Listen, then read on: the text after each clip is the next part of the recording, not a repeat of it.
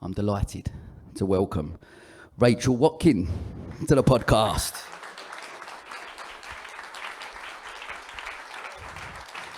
Rachel, grab a seat.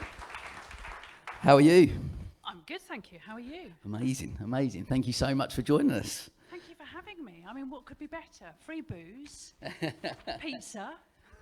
Can't be bad, can't be bad. Well, listen, look, we're going to really appreciate you coming on. It's great. Like I said, I've been fortunate enough to hear you speak before and a truly inspiring story. So, look, I just want to jump straight in. Talk to me about what life was growing up like for you. Like, you had quite a traumatic childhood and went into care. So, let's start there if we can. God, where do I start? So, my mum was married to a guy called James. And it wasn't a very happy marriage because James had realised that he actually wanted to transition and become a woman. Their sex life was non-existent, so my mum started having an affair. I was the result of an affair, and when I was born, I was very blonde, and the rest of the family, my siblings, were all very dark. So it was a bit of a clue, and caused a complete breakdown in their marriage. There was an accident outside our house when I was 8 months old. A boy got run over. My mum went out to go and help the boy. And a few days later, the police came round to our house just to get a statement. And instead of getting a statement from her, they walked in to find my stepdad in my mum's clothing, which back in 71 was completely unacceptable, and me sitting on the floor with no clothes on in December, freezing cold and blue. So they called social services. Social services came and my stepfather basically threw me at social services like a rugby ball. And I was taken straight to hospital where I was there for about 5 weeks, we think. And the hospital notes say that I was about to lose my toes if I'd stayed there any longer, and I would have lost my feet within a week. So moved into care for the next few years. And what's that like being in care and being in that process? Like, what was you, I've got no idea, I don't remember it. nothing at all. I came out when I was about 3. Social services had this wise idea to move me back with my parents because my mum by then had married my real father. Right. My stepfather went through and did transition. We think it was the first case in the UK of 2 women then applying for divorce. Because there had been a case previously, but the marriage was just annulled as opposed to an actual divorce case. So I was raised by the 3 parents. Wow. And talk about that? Can you talk about that in that childhood and growing up through that period? Or So my parents were not bad people individually, but the relationship with the 3 of them was just toxic, and they all had seriously bad mental health problems of different varieties. My stepfather, thinking that he was going to have a fantastic life as a female, turned out it was mainly because he was in love with my dad. And obviously my dad was in love with my mum, so there's like this weird tri-relationship, and the children were just in the way. And my dad was a serial entrepreneur, except that the business didn't come to anything, and left this trail of debt and lies. So we just moved all the time.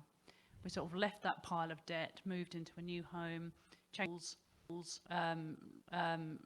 We worked out I'd lived in 13 different houses and been to 9 schools by the time I left.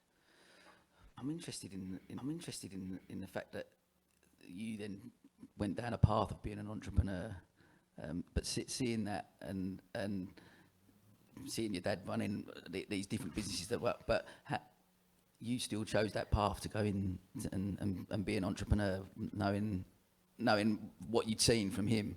Oh, I went down the complete wrong route first. By 18, I was engaged to a Hells Angel. For those of you that don't know what they are, they're a pretty dodgy biker group. I was arrested for drugs. courtesy of Hotel Maidenhead Nick. Yeah, but later on. Later on. Well, talk to. So let's move on to that then, so where that sort of inspired, because your vision for a fair trade business come from a trip, like you worked in Sierra Leone, to Riku. Talk to me about that experience and how did you get into that and on that path? Have you seen the film Blood Diamond? Yeah. Yeah. So that was filmed, or where it was set was when I was out there. The only difference between reality and that film was that there was no partying. Yeah, wow. Sierra Leone at the time, because it was a military coup, Freetown, the capital, was literally being ripped to shreds. There were ecomogs soldiers with roadblocks sort of every 100 yards, and there was just literally bodies in the street. I was working in the Treasury, and there was gunfire in the distance, and there was lots of names being read out really fast on the radio. And I said to one of the women, you know, what's going on? Is it like horse racing or something? She said, oh no, it's a public execution just outside, 25 people being shot. And they literally had black bags put over their heads and just shot with a magazine each. Mind-blowing stuff. But the point was that the EU was pumping millions and millions of dollars into Sierra Leone to help with the poverty, to help with the war. And actually, so much of it was being siphoned off in corruption. It was unreal. And the poverty on the ground, you've never seen anything like it. So I wanted to do something proactive to help and set up a really early fair trade jewellery business. Wow. And what's like, the things you've seen, like the things you've sort of described, obviously you've been growing up, and then around that as well, where's your mindset at that point, like in the things that you've seen and from your childhood, from being in Sierra Leone? How do you get your mindset from how that to go, I'm going to go and then make a difference, and I'm going to go and change? It's going to sound a bit weird, but because my childhood was so extreme, you know, there was a lot of violence, a lot of very unpleasant things happening. I won't say too much because there's children present, but it really wasn't very good. And then, you know, sort of seeing the extremes in Sierra Leone, it doesn't affect me in the same way as it does other people, because I've never known what normal's like. I know that sounds strange, but when you don't have any concept of normality, it doesn't phase you in the same way. Yeah. So it's like, let's just go and do something. It's amazing, because I guess, like, listening to that story and that journey, there's certain people that, you know, you hear many stories about people who have had traumatic childhoods, and then they go down a completely different path, a similar path to that, or whatever. But it's fascinating to hear.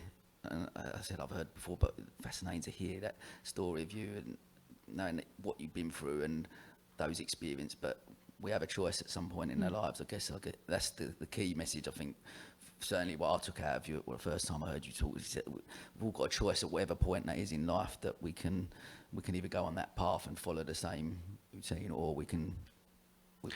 We have a choice every day, every single day. And that is one of the gifts of life, if you like, that at whatever point when you think, you know, life's not great, you've got a choice. And we are, as far as I understand it, I mean, science is always a bit dodgy, isn't it? Apologies, any scientists here.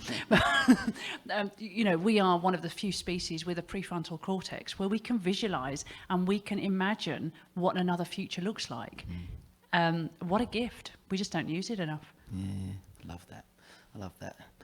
So look, tell me what led you then in 2007? You launched Tiny Box Company. What led to that point? No. So, jumped a massive phase from when I left Sierra Leone. I just got really sick and I couldn't work for a number of years, and I literally hit rock bottom. I now know what it means to lose everything. I lost my house, my partner walked out, lost my job, and it took me 4 years before I could work again. And what was your illness? What did you? I went in for a routine appendix operation, and something went horribly wrong. I don't know what happened. The hospital lost my notes. And for the first 6 weeks after the operation, I literally had seizures every morning, like a full-on sort of fit. And by the time the doctors, medics arrived, it had passed, you know, and then the same thing would happen the next morning. And this went on for 6 weeks. It took me 9 months before I could walk any further than just to the end of the bathroom and back again to bed. Wow. And the worst part of it, I really believe now that the worst thing you can lose is hope. As long as there's hope, you can kind of get through anything. But I had no hope as to whether I was ever going to recover, whether I was ever going to properly walk again or have any kind of life. And I started the fair trade jewellery business because I couldn't work full time. You know, I was still pretty incapacitated. And then I needed jewellery boxes to put my fair trade jewellery in. And it was a start-up. I was working part-time, very limited. And all of the packaging companies wanted 1,000 units of each size box and 10 to 12 week lead time. And I was like, well, I've only got 10 bits of jewellery to start with. You know? This isn't going to work. And I approached so many UK manufacturers, and I was like, what? This is 2007. Why can't I just buy off the shelf? You know, there must be lots of other jewellery companies, and this was the start of the sort of Etsy type era. It's like, there must be loads of others that just want ring boxes or necklace boxes or bangle boxes. Why is it so hard? I just want to go back a little bit just there where you talk about losing hope. I guess like that period, but you still, although you've lost that bit of hope, I guess in a certain aspect, because and it would be fair to say at that point in your life you look back at what's happened, and you could easily go down a different path again. I guess to what you did go down, and yet you still even as low as you got at that point, you still then gone, I'm going to start a business that's going to maybe have an impact, or like you say, just to survive, I guess. So I guess the defining moment, you know, by the age of 14, I was out of the family home mainly. I was sort of sofa surfing, staying with friends, anything to avoid the parents. When I got really sick, I was forced effectively to go back and live with them because I had lost everything. And actually, it was a great thing because it allowed us to kind of rebuild our relationships. My parents' mental health was a lot better. My stepfather was out of the equation. And there was some kind of stability. And when I was really poorly, it was actually that my mum that said, just get over it. You know, you've got the choice, again, of sitting in bed all day feeling sorry for yourself, or just go and do something a bit more positive. I was like, okay, fair comment, slap on the wrists. And I did a charity auction. It was the first one of its time. It sort of became a thing afterwards. But I wrote to 300 celebrities and said, can you just draw me a picture? Draw me a picture of anything, doesn't matter what, and we'll auction the drawings off. I spent loads of time researching the letters of how I was going to structure it and what I was going to ask, sent them a blank bit of paper, stamped addressed envelope, and you know, 85 of the 300 responded back. Right. And the next thing I know, I've got a big celebrity art exhibition happening with an auction afterwards. And Jimmy Page from Led Zeppelin came and opened it for me, you know. Didn't know who he was at the time. Bit orcs. Somebody said, oh, we could ask him. I was like, is he famous? Soon found out he was. He absolutely got mobbed because I didn't hire any security because I didn't think he was very famous. But it was sort of it sort of moved on from then, okay, I've just got to get over the mental side and just focus on not being ill. Yeah. But did your mental health suffer at that point? Like, was you, like, during that period prior to your mum sort of saying that? But I just keen to analyse that, like you said, that mindset and that mental health issues around that. I was a mess. I look back now, I kept a diary in some of those months, and I read them now, and I clearly said I want to die because living in my bedroom day in, day out, with no one being able to tell me whether I will ever have any quality of life again, I'm feeling so utterly drained. If I got out of bed and I sat up for half an hour, that was my energy gone for the day. And I literally couldn't do anything, you know, and it's like being almost like a vegetable and reliant on people around you. Wow. Well, look, I want to talk. Obviously, we're going to move on to the Dragon's Den point in a minute, but just then talk to me. So now we've launched. So there was a problem, obviously, getting boxes for your jewellery company, and that's where obviously Tiny Box Company then was born. So just talk to me about the start of that and kicking that off. So it was a trade fair in Birmingham that I went to that was the final straw, where I'd gone thinking I will find some gift boxes this time. Walked around and found, do you know what, there's nothing. And I just remember sliding down the wall, just going, fine, I'll do it myself. If no one else is going to provide them, I will. And so I spent quite a few months in the British Library looking to see if, in the marketing reports there, whether other people had the same problem as me. They did. So I found suppliers where I could buy in bulk and then just sell online. And I was with a friend in East Grinstead who had like a gift shop, and this bloke came in looking for a gift box. Oh, the irony. And, and we got chatting, and he was a very well-known DJ at the time. He was on the Virgin Breakfast Show, and then he moved over to Kiss. And he'd just been fired for taking drugs, drinking too much, hijacking a radio station, and then broadcasting a lot of illicit content in the middle of the night. So was marched off the premises, sacked, and sent to rehab. And he'd come back from rehab, and that's when I met him in the shop. And I told him what we were doing, and he said, "Oh, I'd love to do that. Can I come and work with you?" If anyone meets you like that, the answer is no. Just no. I stupidly said yes. Great idea. And he wasn't quite as rehabbed as he could have been. Won't go into any more details. But then realised that he wanted to go and get his girlfriend from Australia. Suddenly went back to Australia. Came back with said girlfriend, who is now his wife, and realised that actually he wanted to be back in broadcasting. So to get himself out, extricate himself from the business, he applied to Dragon's Den, didn't tell me, but thought that it would re-kickstart his career back on TV. Wow, okay. So, didn't have a clue.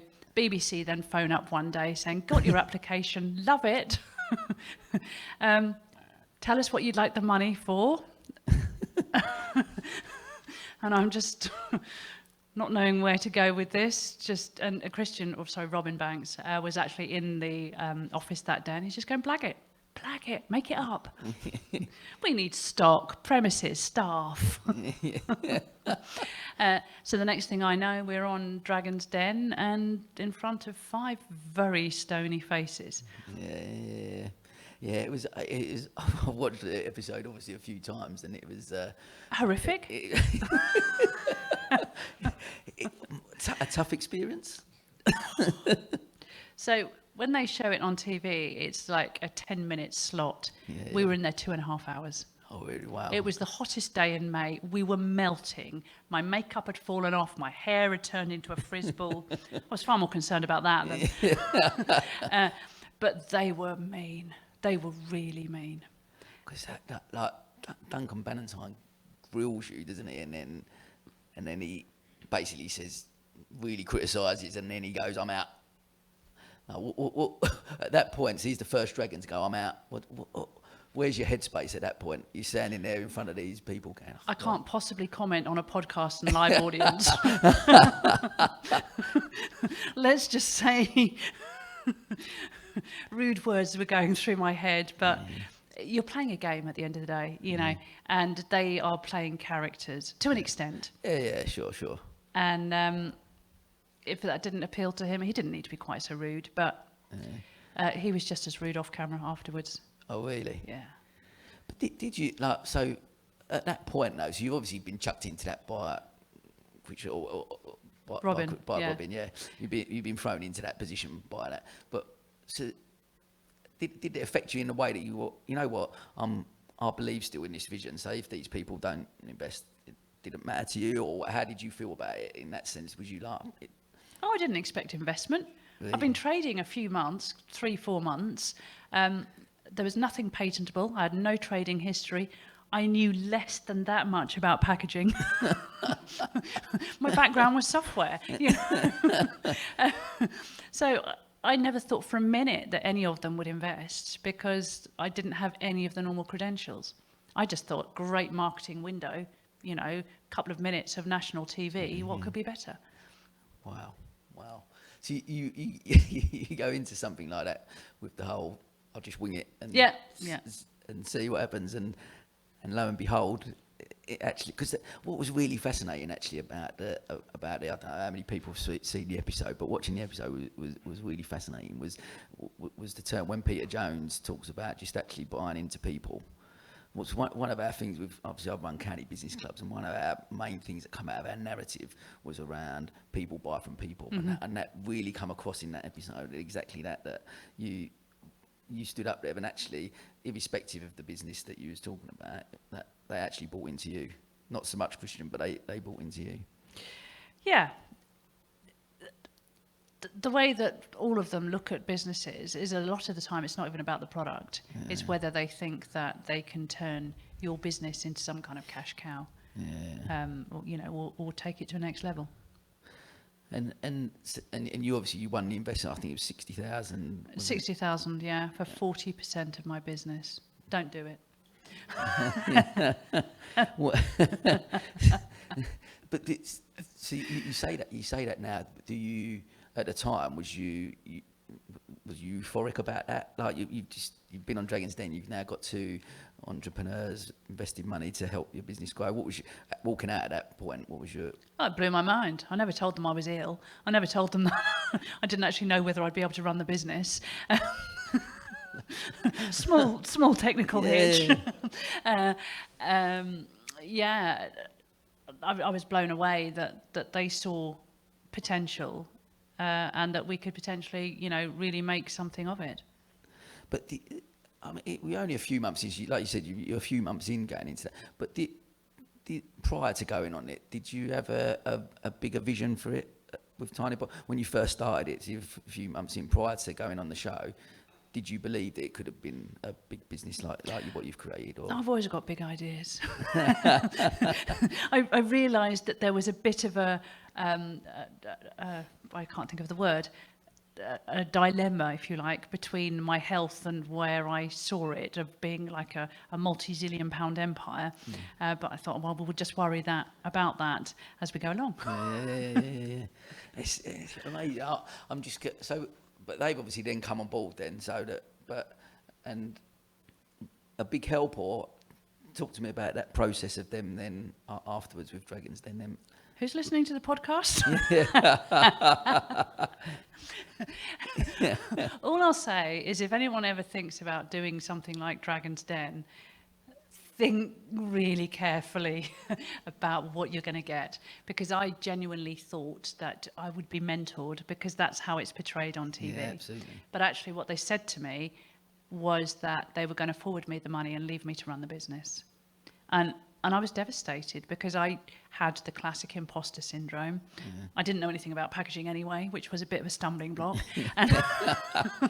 and I really thought that I would be working. It was very naive of me in hindsight, but I thought I was going to be working in their offices, you know, and we were all going to run off into the sunset with a huge empire, you know. And the reality was that I was just another there you go, good luck. Yeah, it really was like that. Wow. But then you've done it. So you've come out of that. Did that then, although you had the imposter syndrome side of stuff, and I'm always keen to talk about it, I think, you know, it's become quite a buzzword recently. A lot of people talk about how we suffer from that. But I do, like, you still at that point, you then went and have grown it to this big thing. So was it almost like, well, they're not going to support and help, so I've just got to get stuck in and I'm going to make this happen? Did it drive you and spur you more, or? Yeah, I guess it did. You know, I don't know where it comes from. I don't know whether it's just in my blood or whether it is because of childhood being a little unusual, that I've just got this inbuilt, just got to keep going, keep trying to make things better, you know. And okay, so they're not going to work with me. I'm just going to get on and do it to the best of my ability, and almost like sod them, you know. Yeah, and I guess like another word that could certainly come out of the whole of COVID, I guess, resilience. Entrepreneurs, business owners, a lot of people in the room, you know, we had to be resilient. You've got to bounce back after things, and I think listening to your story from a personal life point of view, the amount of resilience and skills you've had to develop from that to hold you in good stead for running a business, because the ups and downs in a business, I guess in your head, do you think to yourself that actually what I've been through is a lot harder than this? It's true. You know, if you look at things from a psychological point of view, we've all got our norm and we've all got our comfort zone. And if your comfort zone has been stretched to like huge dimensions, sort of day-to-day running of things is trivial in comparison. So my norm of being able to deal with things is generally, you know, a lot greater capacity than other people around me. Yeah, sure. You know, I've had cancer twice in the last 4 years, and the first time I was diagnosed, I sort of did feel a bit sorry for myself when my husband and I had been and got the diagnosis, and I said to him, I'm going to have a day feeling sorry for myself, if that's okay. And he said, yep, you can have a day, and then tomorrow we've just got to get on with it. And that's the attitude you just have to take. And it's, again, such a, for any business owner, it's such an important lesson to have. You have got to, you know, things do get tough sometimes, and and you feel low or down, and you go, I'm stressing out about X, Y, and Z. But my husband's so sympathetic as well, as you might have gathered from that. As is my wife, of course. always. I guess, talk to me then about, look, you've been running a business now for 15 years. Yeah. We've talked about, obviously, your challenges in your personal. Talk to me about some of the ups and downs in that 15 years of running a business, some of the challenges that you faced. Where do I start? I built the website, and we were mainly e-commerce online. Google blacklisted us. Now, I didn't even know that was a thing. But suddenly the phone stopped ringing, the orders stopped coming in, and I went to Google and typed in Tiny Box Company. Nothing happened. We'd just gone. And I didn't know that could happen. And it took 3 weeks of research and then getting hold of an expert who said, you've been blacklisted. I'm like, what do you mean I've been blacklisted? How can I be blacklisted? Turned out that somebody had hacked into our website and written what they call white code over my website of inappropriate content that the Google bots had then picked up, and so they'd just struck me off. Wow.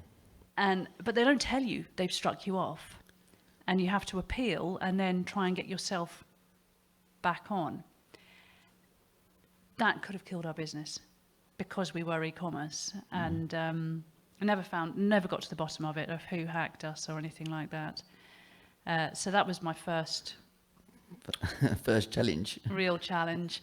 And then I walked into the premises one day, opened the door, and my desk was floating, as were all the chairs and some of the stock. We'd been flooded so badly. It wasn't like a little flood down there. Everything was literally floating. And of course I opened the door and just... Wow. flooding out. Get the boat out. Yeah. It was really bad. Wow. It's the first warehouse caught fire. I think there was probably all these signs that perhaps this wasn't the route for me. But I ignored them all anyway. It was a really hot day. There's a theme there. And the warehouse had halogen lights in the ceiling. health and safety, or when they constructed the building, apparently you're supposed to leave like 12 inches or something between the insulation and the light, and it hadn't. So it had got overheated, the light caught fire and dropped onto cardboard boxes. Wow. And literally, Blimey. so yeah, my dad was actually visiting me that day, and he used to be in the fire brigade. That's the one thing he did actually do. We know that's true. and he said, "Don't just stand there, dial 999." So I just froze, just watching the flames. God, unbelievable. That's by any stretch. There's some challenges along that. Where does COVID fit into that? How does, So amongst the many challenges you faced? So 2018, my sister was unfortunately diagnosed with terminal lung cancer, and I had a hunch. It's the only way I can describe it. And I said to my husband, I would like to just have a full body scan and just see if I'm okay, because there's a gene that runs in our family. 2 days later, the hospital called me and said, we found a tumour. And yeah, it was lung cancer. So 2019, I was in Guy's and St Thomas's, where they removed the whole section of my lung, keyhole. And we kind of got through that in 2019, and in early 2020, we went on holiday because I was allowed to travel, and it's like, yes, we're back to normal. Great, lovely holiday in Florida. We did have a very nice time. That was in the end of January, beginning of February. We got COVID. We came back to the UK, and then we got COVID, but didn't know it was COVID.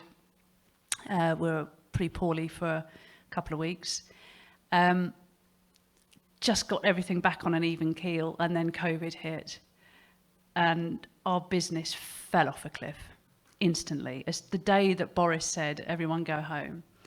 Really? Yeah, our website just stopped. Because, you know, with everybody dealing with a COVID crisis, getting a ring box or a bangle box isn't top of your priority list. So, I mean, I'd like to say it was clever foresight. It wasn't. It was pure fluke that we were geared up with all of the staff having laptops and everything being cloud-based. So all the staff could literally go home that day, other than warehouse and production. So operationally wise, we were okay. We just had no orders. And we'd sort of done risk assessment and, you know, and break even to see how much cash how long we could last with no money coming in. And our accountant said, oh, it's okay, you've got 2 to 3 months. And again, just a hunch. My husband and I were at home at the weekend, and I said, something's not right. I'm going to go through those numbers. And I realised that our accountant had missed out £500,000 of committed purchase orders. And suddenly I was number. Like, we're F star, star, star, star, star, D. Totally screwed. And obviously I had a bit of a meltdown. And husband, being the normal sympathetic husband, said, okay, well, you've had a tantrum now. Now you need to look at how we're going to fix this and move on. The voice of reason. Yeah. So actually what we realised was that our key strength is distribution and warehousing, and that most of our customers had lost their livelihood because we supplied the cottage industry, people that make candles, jewellery, all that kind of thing, and suddenly they had no revenue. So I said, I know, I've had an idea, let's build a marketplace online where they can all sell their stuff. We'll dispatch it for them because we're good at that, and they'll still need gift boxes. Love it. 5 weeks later, we had a platform. Wow. And that I'm assuming then that saved. It turned out that we could like shrink some of the POs, Yeah. so we weren't overcommitted. And then 3 weeks after COVID, the business just went mad. It was so busy. Wow, it's amazing. What a turnabout. I mean, when you're up against it, and you're stuck in those positions, you're up against stuff, and as entrepreneurs and business owners, the ultimate thing is we're geared to solve problems, I guess, and find solutions, aren't we? And I guess that's one of a big takeaway from that. Like I say, is there ever a point, I listened to your story and your journey, is there ever a point you've sat there and gone, give me a break? Yeah, I have. I think the lung cancer was one of those moments because, you know, I'd had all my illness problems beforehand, then breast cancer in 2016. Then in 2017, there was a tumour found on my parathyroid. I didn't even know we had parathyroids. So I had to have my throat slit open for that. That was non-cancerous, but that was 2017. And then cancer again in 2018. I was just like, come on, universe, this is a little unfair here. You'd be fair to say that. Yeah. My dad had died in the meantime, and then my sister, as I say, diagnosed, and she died last year. So that 6-year period was just like, come on, universe, this is a little unreasonable. But you're still going, and like I said, you still, even in through all them times, especially from a business point of view, and when your personal life is struggling. Like, I always think that sometimes if we're in business, if you know the business is struggling but your personal life's good, then that's okay, then you can deal with the other. If your business is not doing well and your personal life is the other way around, and you know you can deal with either one of them. But when both are being affected, trying to find the resilience and the strength to pick yourself up. I've just got to get on and got to get on with, like you said, back to what we started talking about, I guess, at the start, that always have choices. Yeah. You've got to choose to. I think for me, one of the things that really hit me was, quite frankly, I wouldn't be here if my sister hadn't died, because it was her diagnosis that made me go and get checked. I had no symptoms, and I didn't even realise that with lung cancer, by the time you get the symptoms, it's pretty much too late. You know, in the UK, you have a 14% chance of survival of beyond 5 years if you've been diagnosed with it. So it was like a heavy burden that, you know, my sister's gone, she's got 2 children, and because of her, I'm still here. And it just kind of changed my thinking that you've got to make it count. Whatever you want to do, and whatever success looks like to you, just make your time count, as opposed to sitting there feeling sorry for yourself, or, you know, if only I had the courage to change this, if I didn't have imposter syndrome, whatever excuses we feed ourselves with that monkey brain, you know. It's going back to that choice. Yeah, love that. Well, let's move on and talk about a little bit about then success. What does that look like to you? So success to me is whatever is important to you and whatever means something to you. You know, Donna, it is Donna, isn't it? Donna was at a lunch with me on Monday, although we didn't know that each other was at the lunch. And Donna said, you know, I felt like, you know, I wasn't worthy to be there.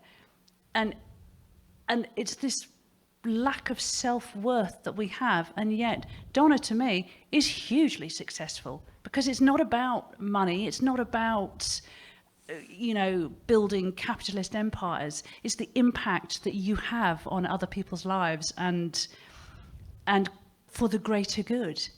You know, and we are caught in this capitalist that success must be that I'm driving a pink Lamborghini or, you know, having my multi-million-pound house. That's not success. Donna is success to me.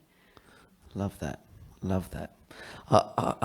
Because I talk about it a lot on the podcast in general, about, because I totally agree with you that the narrative around success, because of social media, whatever, the narrative around success is based on you're a successful person based on your financial worth. Yeah. And it's how shallow. Yeah, it's because the amount of people I've actually spoke to on the podcast who have become multi-millionaires, but the link with that and happiness is far from, like, people will come on. We released an episode on Monday, on Mental Health Awareness Day, from a guy who has built a multi-million, 120 million turnover company, and sold a percentage of it, and got more money than it, but went for a really low point and struggled with mental health. So you just and analysing that fact of people would see him as a really successful business person or whatever, but I'm so passionate, I guess, about trying to change that narrative around what success looks like. I think certainly for me, I look at the relationships you build, people in this room who I've been fortunate enough to, surround myself with, and within the business community who support you and do that. I think, and family, and they're the type of things that make someone maybe more successful. Success is what makes you happy, and a lot of the time, success is kind of focusing on a problem that is bigger than you, and whether that's a charity, whether it's a greater cause or whatever. That's success, and often that will lead to happiness, or be a part of happiness. But happiness, it's such a cliche, but happiness really does come from within. It's not, you can't buy it, you can't make it. It's accepting who you are and what you are. Yeah, I agree. Well, I just want to, as we're on that sort of path and just with a journey, and like I said, we've talked about some of the challenges, but talked about some of the, there's obviously been some highlights throughout the 15 years. Talk to me about a couple of the highlights that have really given you that fulfillment where you've gone, brilliant, like we've done that, or... So one of those highlights, my husband's particularly proud of this one. You can tell by his face. One of the highlights was we wanted to start manufacturing ourselves, and we sort of approached East Sussex Council and said, can we have any help with this? And they did offer us a loan, but my dad was dying with leukemia at the time, and there was a lot going on, and it was high risk. And then I heard through the grapevine that a factory had gone into liquidation in Cornwall, and that somebody could potentially buy it. So we went down to Cornwall to look at bringing the assets back, or the machinery back, and I said to husband, we could get this one started again. And actually, after he'd got over the initial shock, and sort of said, actually, I've met the people and I think that's a really good idea. It was great. We were able to offer the jobs back to a lot of the people that had lost them. And within a very short period of time, we got it from a loss-making business to a profit-making business, which meant so much to the team, So that was definitely a highlight. Amazing. And with the teams, you've got about 80 odd staff. 80 staff? Yeah, there's a few more at the moment, because we're just under 100 at the moment, I think, something like that. I just want to, before we finish up, one comes, talk to me a bit about culture within the company. Like, I always find it fascinating, culture. People heard my story many times about I closed the hair salon. It was one of the businesses that didn't work out for me. I think I got the culture wrong. That was something that I felt I failed at, I guess. But I'm keen. Talk to me about the culture within Tiny Box coming out. What have you created there? Culture is so difficult, so difficult. We are going through the growing pains of being a small business, and the buzz and the entrepreneurial excitement you get with that, and everybody on board. And we really kind of recultivated that, if you like, during COVID. We were pulling in the same direction. Everybody was heading in the same way. Everyone gets let out in the real world. Half the team have an epiphany that they want to go and do something else.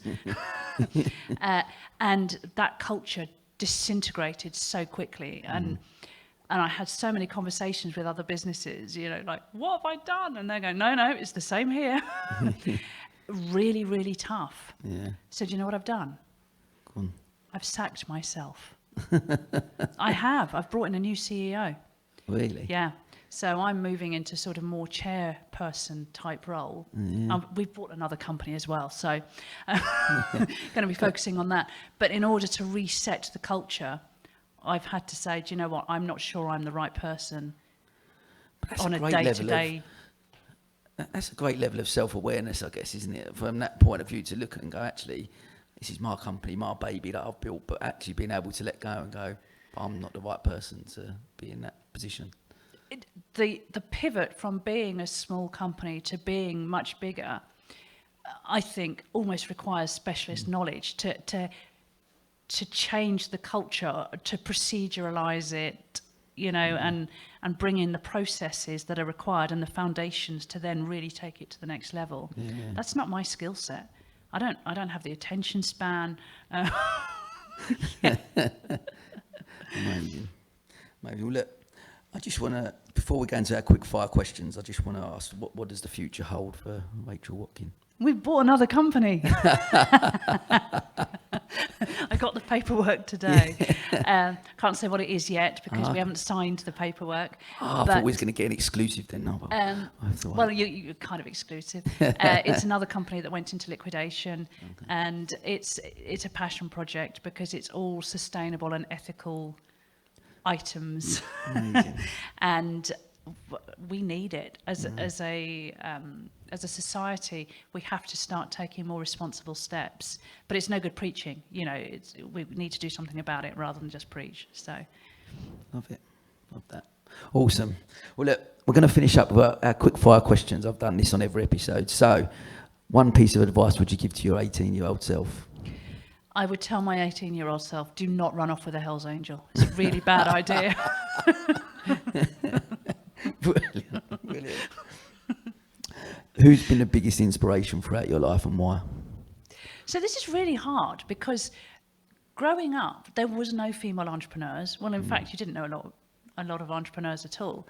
And so the only person that I guess kind of helped influence me was Princess Diana, because she always maintained her dignity. She got thrown so much public abuse and cameras and everything, but you never saw her fighting back. She was never slating people, She just maintained dignity and stayed kind. Yeah, love that. Okay, awesome. Could you recommend a book or a podcast for our listeners that have had an impact on you? Anyone heard of Stephanie Shirley? Dame Stephanie Shirley, yeah. Okay, so one person. Dame Stephanie Shirley is an incredible woman, incredible woman. She was a refugee in the war, and 'cause she was German, a German Jew, and she worked in computers. But in the 1950s, as a woman, you were not allowed to work in computers. And she wanted to run her own business. She wanted children. But of course, working and having children at the time, just no, and especially not in computers. Mm-hmm. So she set up her own computer business at home. And of course, she couldn't win any contracts. So she renamed herself as Steve and sent all the tenders out and everything under the name of Steve. And she ended up with, I think it was about 300 women, all working at home, coding, doing all the coding, and they coded the black box for Concorde. Wow. And her company became a multi-billion-pound company by the early 2000s, and no one's ever heard of her. Incredible. So the story is, the book's called Let It Go, and it's by Stephanie Shirley. Amazing. Love that. Right, finally. What is your one rule for living a fulfilled life? I have two. Am I allowed to? Of course, you go for it. The first one really winds my husband up because I always say, just open doors. Always open doors, because you never know where the opportunities might take you. But the second one is always be kind. Be kind, because you never know what is going on in people's lives, whether they're having a bad day, the history or what they're dealing with. And just be kind. Brilliant. Love that. Rachel, thank you so much for coming on and sharing your story. It's so inspirational, and I'm sure everyone in the room will agree what an inspiration you are, and listening to your story and the challenges you faced in business and in personal life is amazing. And look, I wish you continued success, happiness and everything in between. But I don't know if we've got any questions in the room. Have we got anyone that would like a question? Stunned Rachel. silence. Yeah, hi. The first 60,000 you've got, you take your business to over 9 million turnover. How did you make that step, and who did you get your advice from? Me? I just read and learnt, and I've been lucky enough to sort of meet a few really clever people on the way when I've got really stuck, I'm like, got any ideas on this? And having a great team, because often the team know the answers. They're far more knowledgeable than me on a lot of stuff. And yeah, and it's just been about building foundations at each level. And we stullified our growth. Is stullified a word? Or have I just made that up? Yeah. Because I wanted the growth to be self-funded. I didn't want us to start being heavily debt-laden or to dilute our investment further. So our average growth, I think, has been 46% year on year, and we've just done it really steadily, but on an upward trajectory. Amazing. Hi. The Dragons now have 44%. Because Robin, who was the broadcaster, the company bought him out, so that's shrunk back down the shares, so percentage-wise they now have 44%. Wow. I know. Hindsight's, I would also tell my 18-year-old self, don't do Dragon's Den. or do Dragon's Den, but just don't take the money. Brilliant. Listen, Rachel, thank you again. Thank you so much. Please, round of applause for everyone, Rachel. Thank you. Thank you very much.